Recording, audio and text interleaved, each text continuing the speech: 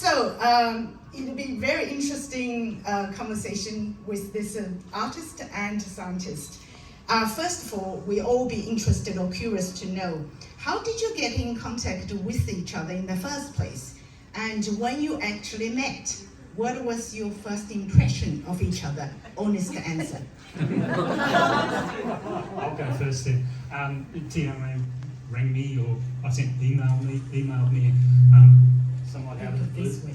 Yes, Yeah. somewhat out of the blue, and came to visit me at the Australian Plant Bank at the Botanic Gardens at Mount Allen, just next to Western Sydney Uni out at Campbelltown. And my first impression was probably, this is clearly somebody who's a force of nature.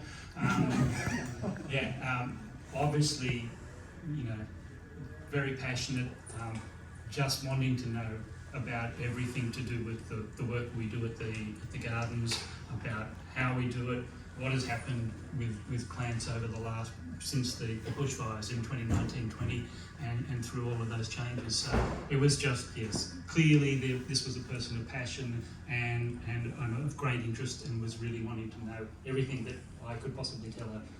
Absolutely everything I could possibly tell her.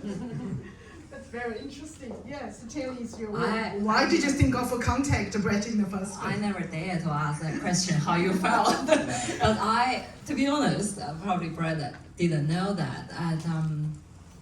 My children was living in London, and we haven't seen them for 2 years. And I bring them back home, and they came back for 10 days. What I could give to them, I want to give them something from home. Now Australia is my home, and we never been to Manhattan. So I thought, it's still COVID, we can't travel anywhere else. So I want to show something that I'm so interested. I didn't have much hope actually that you will reply to me, and I said, I'll just give a go, because I have nowhere to go to show these children that you're coming home. And when I got the reply from Brett, I was like, yes, we're going. And we got there, and my mind just blew away. I didn't even know at that time, it wasn't for art, it was just basically for life, for being able to breathe, simple as that. And as all my thing, it's about life and nature, it's intertwined. I cannot separate that two things. So when you say I'm passionate about nature, I think it's more about we love ourselves, we want to live. That's all I want that moment. Very simple, very primitive.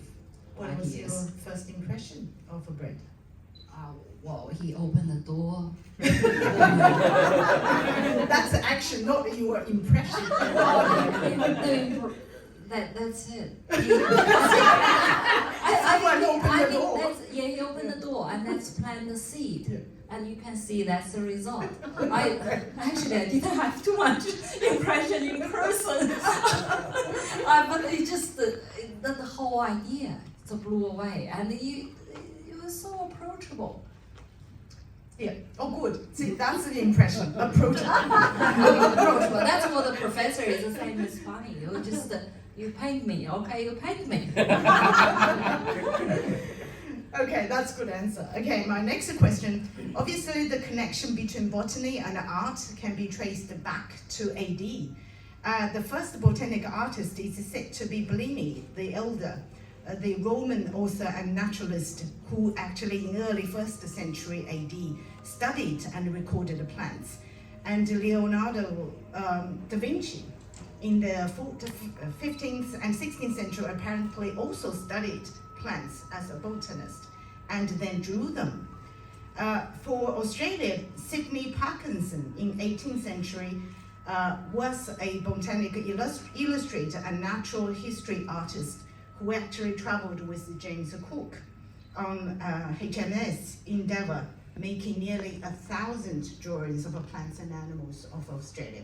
And John William Lewin in 18th century and early 19th century was the first professional artist of the colony of New South Wales, illustrated the earliest volumes of Australian natural history. So the connection is always there, has always been there.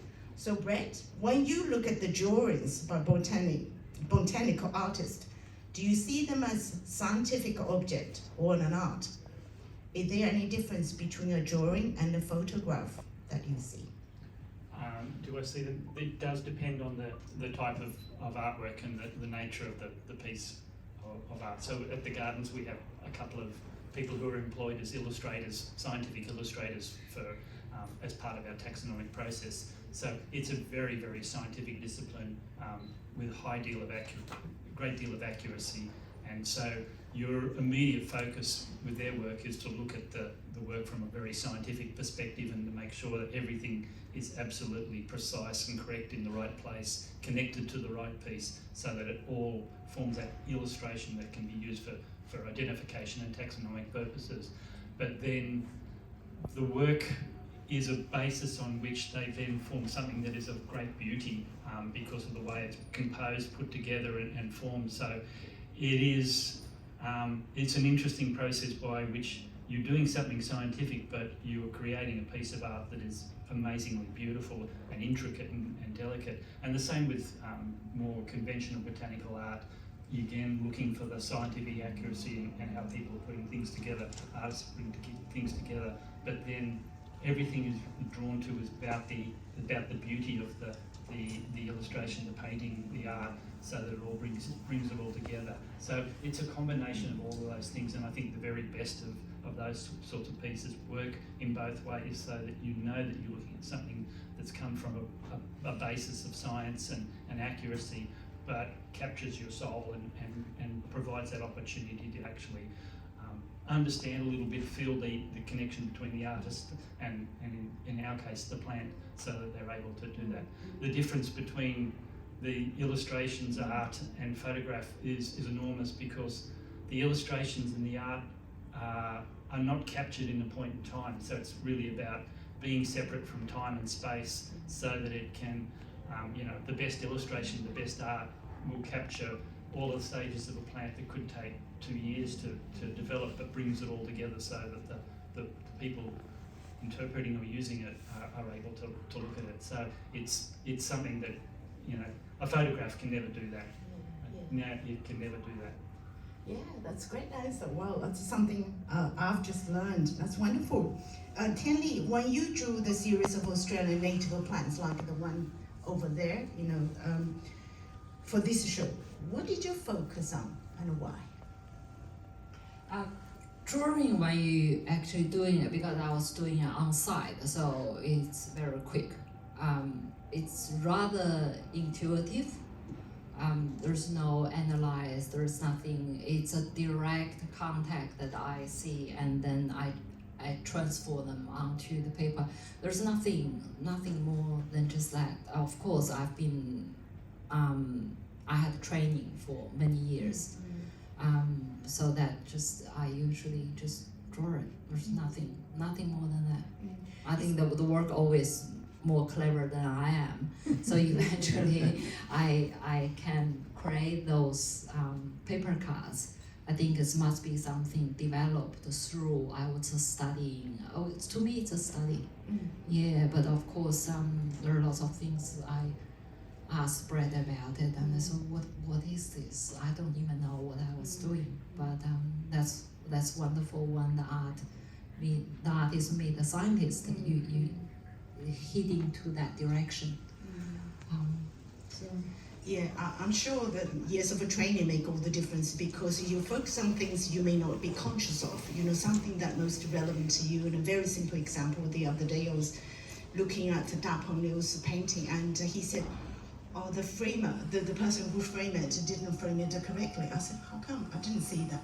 No, 1 millimeter difference.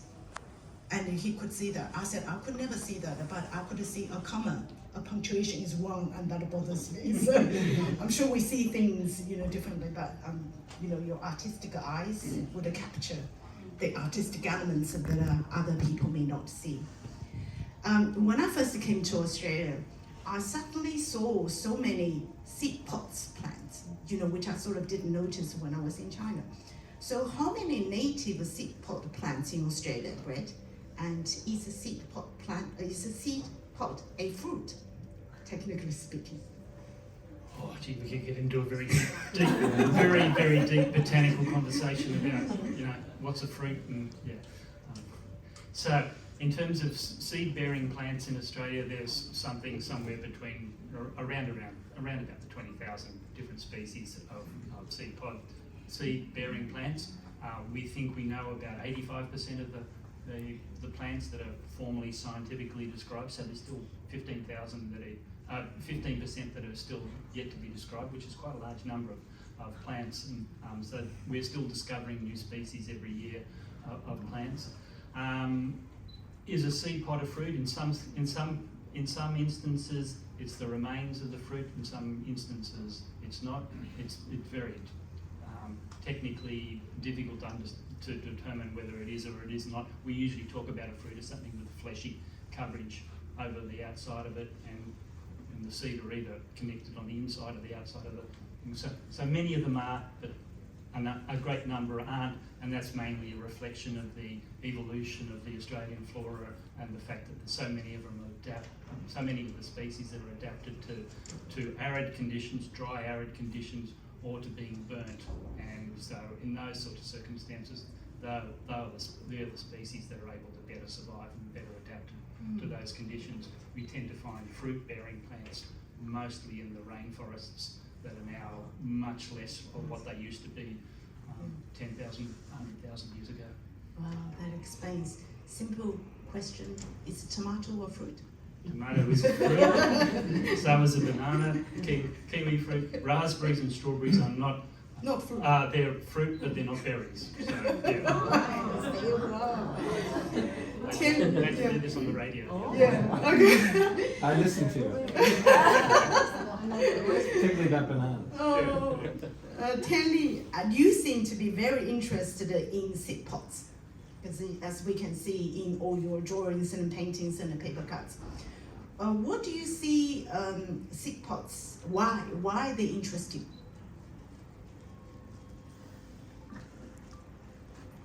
I'm not sure what I saw actually. I think that's almost like a worm. The shape, yeah. It's a worm. Yeah. It could be an ovary. It could be you interpret it any way you like it. I think it's the life form. Either nature or human being. What I'm looking for is how to regenerate, to extend life. I think that's the reason I'm interested. And also it's so perfect. The shape of it, it's rather beautiful. It can go quite deep, but it also can be open. So it's both ways. It's horizontally and vertically and expansion. I think that's the shape. I'm only talking about visual. It's wonderful. It's amazing. Maybe that was it. That explains. It's symmetrical, is it? It really explains why you're interested. And then my following on question, is a seed pod the end or beginning of life? You first. Oh, we have this argument, do we? I always thought it's sad.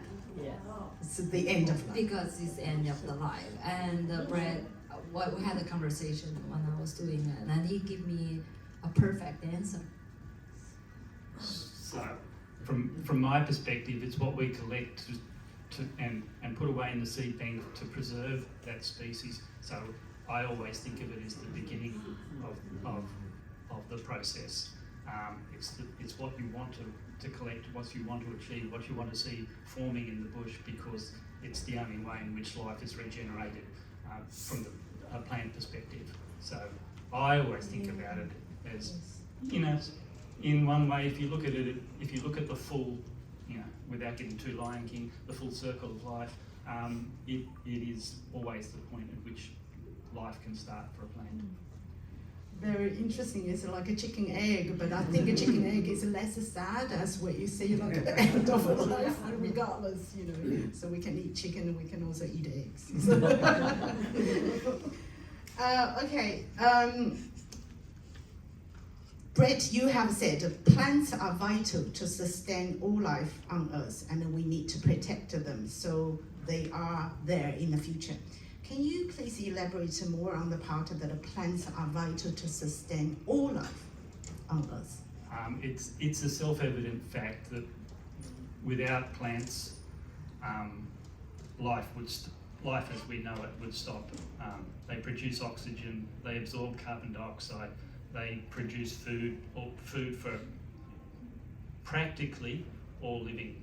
There's a few blue-green algae that technically are not plants, which could probably survive on their own, but they're responsible for food, for habitat, for all of the factors, for pharmaceuticals, for medicines, all aspects of life, but most particularly for producing oxygen and absorbing carbon dioxide.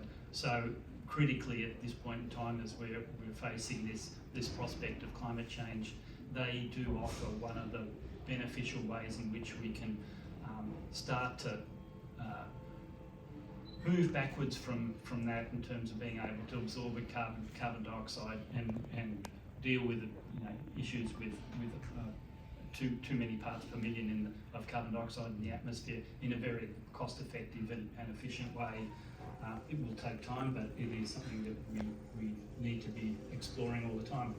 One of the big issues that we work with the teams out at Hawkesbury and to be able to be working in this space. One of the issues that we face is that far too many people in the community tend to have what we call plant blindness, and there's just this green wash in the background, and they'll always be focused on the cute and cuddly furry animals or whatever, but forget that in order for them to survive, they need plants as well.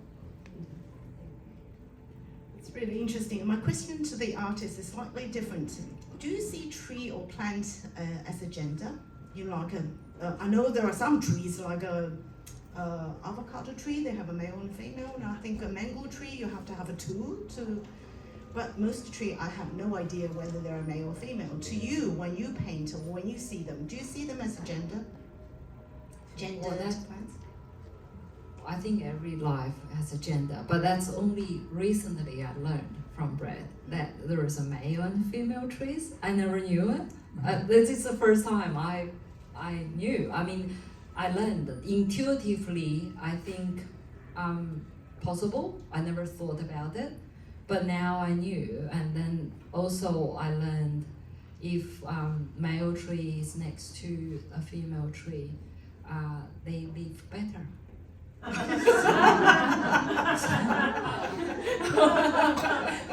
So that's and the other day at the Chinese garden, that's right. I saw actually it's quite shocking looking at the male tree. It's a red silk cotton tree, and the male one it's exactly if you saw it you know it's a male. Exactly, because of flamboyant. And it got all the parts on it. And if you want me to describe it in the visual way, and then the female arms just open. I love that. Oh, the open, and you look at it and say, don't you want to reflect to our own life? That's how. That's the harmony. That's the That's so interesting. I think, having conversation with you two, and I do see the parallel or identical human life and natural world. So, Brett, then we come to the symmetrical or non-symmetrical question. Is it true that there are no two leaves are the same? And why is that from a scientific point of view? I don't know that anybody's ever measured them. I'm sure there are leaves that are identical to one another, but obviously in any sort of process like that where leaves are being formed, it depends on a cellular process. There will be microscopic, minuscule differences between every individual leaf just because of the nature of flaws in the process or different variables that we'll take into account. So I think it probably is. If you go to the finest detail, yes, that would be pretty correct. Mm-hmm. And this is my question to Tianli. I think Vice Chancellor have realized that unless you really look at her art closely, many viewers may not realize that in your series of, especially after the Black Summer, none of the 9 paper cuts of the flowers or plants is actually symmetrical. But they do give an illusion that they are. So, which I found quite fascinating and intriguing. What is your reason behind this seemingly symmetrical but actually not approach or art style? And how did you achieve that? That's a very good question. This is getting political. I grew up in China. During my time grew up, everybody has to dress up the same. And I just got to make sure my shirt just tiny little bit bigger than the others. Or the color, I just less button. I hate to be the same. And that's why I said, overall we look the same. We all look the same. But somehow the individuality was never disappeared, even in a very difficult situation, in a hardship. You cannot deny the individual, but you can never live harmoniously if you too much stands out. To survive, you need to be camouflage. That's the other word in there. So you need to be both. And that's kind of the interplay between the yin and yang.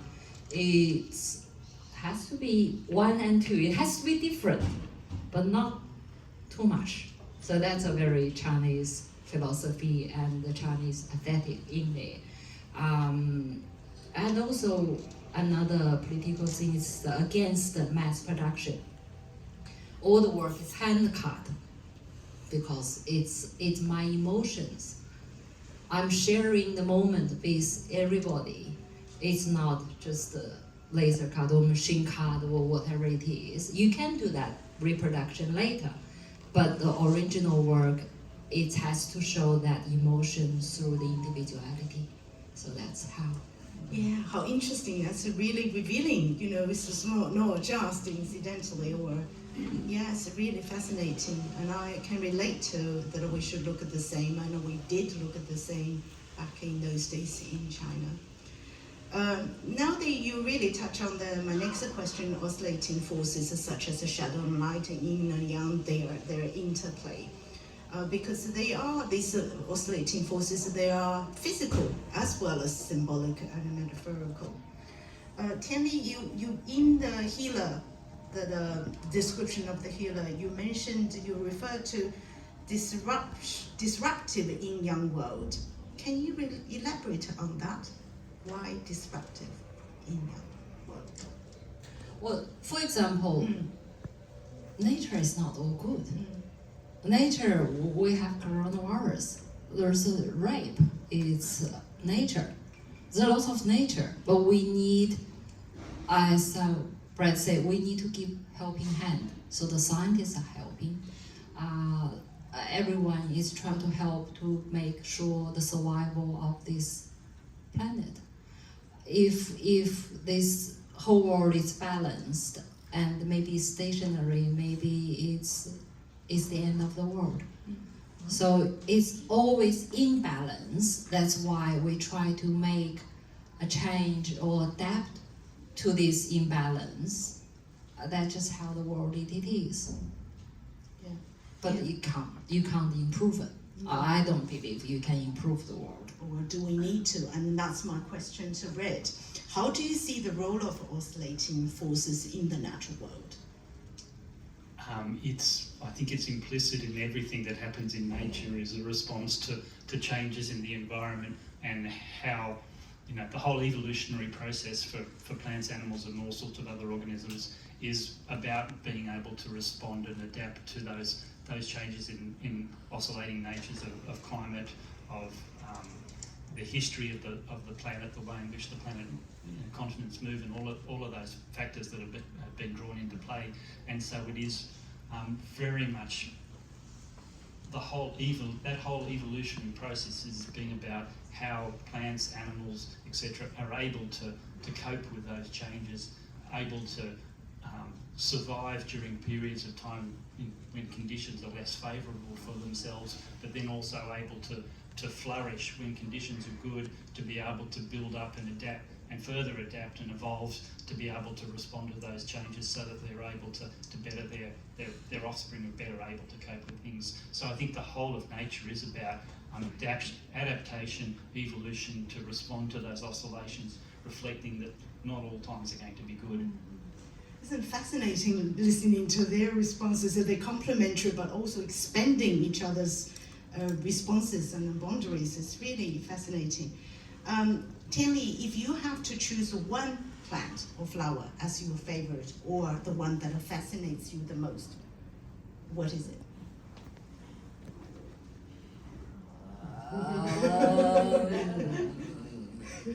How can I tell? If you have more than one children, can you tell which one? Or can I say my left thigh is better looking than my right thigh? No, I can't do that. Well, my daughter says, I have a daughter and a son, and my daughter, every single time when she signs off, she says, "Your favorite child." She signs herself. So, Brett, and then, okay, all right, I'll let you pass. I have this question. You are, obviously, we know, we just said you are mycologist. Now you remember what is mycologist? Mushroom. Yeah, mushroom expert. So, and I assume that's a fun guy. Fungi, exactly, fungi. And I assume that's fungi is your actually your obsession. There are many, actually, I looked up. There are many fun facts about fungi, such as fungi can glow in the dark. They are more like us than plants. And some fungi can eat 50,000 leaves a day. And the largest living thing on Earth is actually fungus. What fascinates me the most is fungi help trees talk to each other. Can you tell us how that works? In 30 seconds, I'll try. So, particularly trees, but many plants have an intimate association between their roots and a range of different fungi that grow in the soil, and these are called mycorrhizae, myco being fungi and rhiza referring to the roots. So these fungi live in the roots of trees, but they also grow out into the soil, and in some cases they grow from one tree to another and the like. They're really important in terms of expanding that root system so that the tree can extract nutrients from the soil, and all those sorts of things. But one of the things that it does is to also transmit chemical signals between one tree and another tree, and so these can be chemical symptoms that talk to, and it's been shown scientifically, move from one tree to another, and they can stimulate defence responses in the other tree. That one tree is putting out defence responses maybe to an insect or attack or a pathogen attack or herbivores or whatever, and they can transmit those chemical signals from the roots across the fungi to another tree some distance away. So they sort of, the cute term for it is the wood wide web, but it is technically a way in which trees are able to transmit information or signals across from one to another.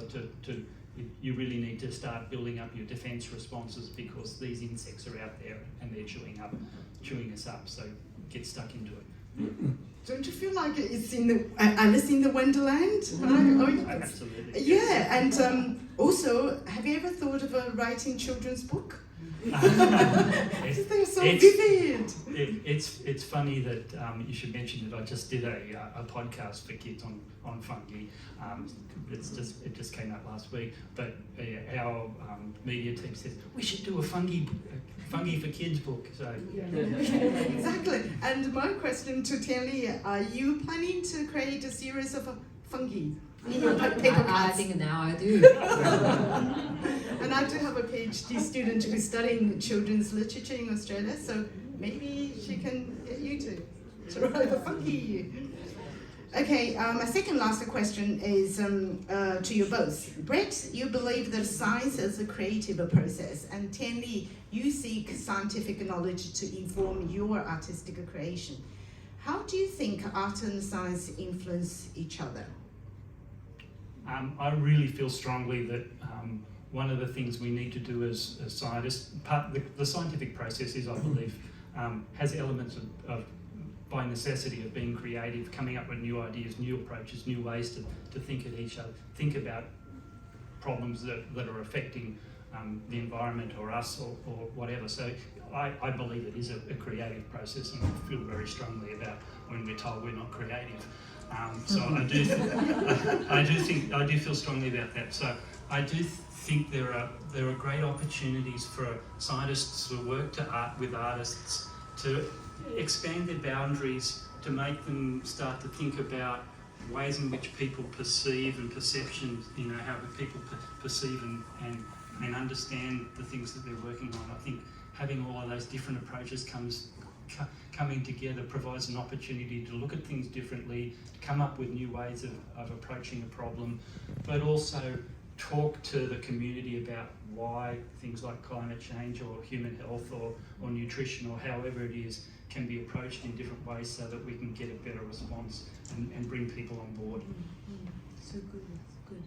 Tianli, your response, how do you think that art and science influence each other?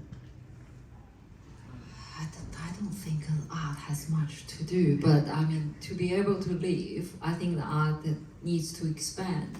As early you were talking about Leonardo da Vinci, he's a scientist, he's an artist. So I think it's a time that the Renaissance happened. It's because we're not isolated in our own disciplinary. I mean, I work with cross-disciplinaries, and I think for the fertility, for the expansion of the art, it's not the traditional art hanging on the wall anymore. And the creativity actually, it's in all disciplinaries. Creativity is not about painting or you do one thing. Creativity, I think, is people like us, perhaps, doing something interesting, has a question, but maybe not work. That is called creativity. So I don't see there's a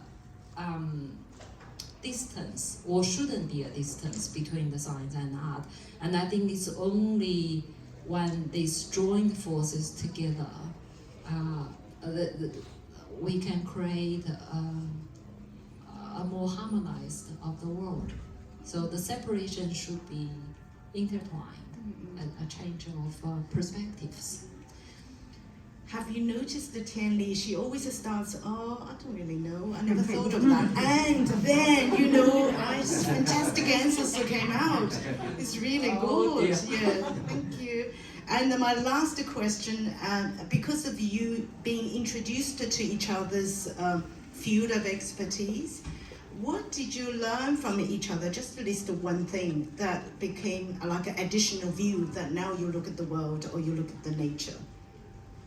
I think from my perspective, it's very much looking at what I might, the things that we're collecting and looking at the way in which they come together, they pull together, the symmetry, and just thinking about how they're not just a scientific piece of a collection material, but they have this whole way in which they can be looked at in different ways. Yeah, fantastic, yeah. For me, I mean, this is a very interesting thing. So, I think probably a lot of you know me. I don't do color. All my work has no color. And since this coronavirus started, somehow I feel like I'm suffocating. I cannot go any darker. I'm hopeless. I was looking for the way out. And then when I visited the seed clinic, the plant, and I was thinking, why I'm so sad? There's a life. The nature is so forgiven. They were not sad. And I think this is the things I learned. I become liberated. I don't just looking inward anymore. I still do looking inward, but at the same time, simultaneously, I'm looking out. And by connecting with other peoples, and it's more offering a perspective and offering opportunity for people to experience what can be through art as a suggestion. I found I might be able to live a little bit happier again. That's wonderful. So that was Yeah. a great thing for me. Yes, it's excellent. I'm so pleased that you pick up colors, and because the colors of down is just fascinating. I love those colors. And I have to say that that's the end of our conversation. There's just so much that we have learned from them, and much of it actually I didn't expect. And it's really fascinating, this genuine dialogue between scientists and artists. I only want to ask anything, if you have burning questions you want to ask. If not, please give a round of applause. It's wonderful. Thank you so much.